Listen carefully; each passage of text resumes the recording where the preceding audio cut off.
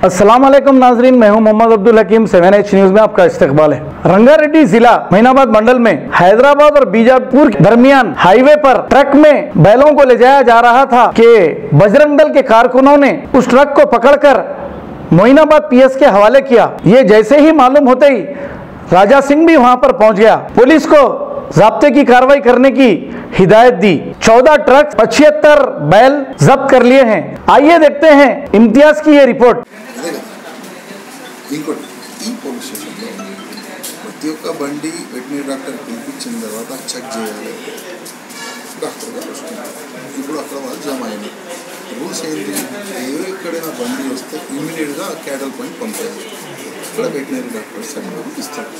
Yes sir, అక్కడ నుంచి వాళ్ళు ఒకవేళ ఇది వేస్ట్ ఉందంటే ఇమీడియట్ తీసుకుని లేదు ఇది హెల్త్ అక్కడనే ఇచ్చి వెళ్ళిపోవాలి. అలా వీళ్ళు పోలీస్ ప్రొటెక్షన్ ఇచ్చి పంపారు. प्राइड इंडिया आपके लिए लाए हैं बंडागुड़ा में natural gated community lake view. बनाइए अपना ख्वाबों का आशियां कुदरती हसीन मनाजिर के पास, जिसमें open plot, swimming pool, park और प्लेग्राउंड जैसे बेशुमार एमिनिटीज के साथ दस्तयाब है।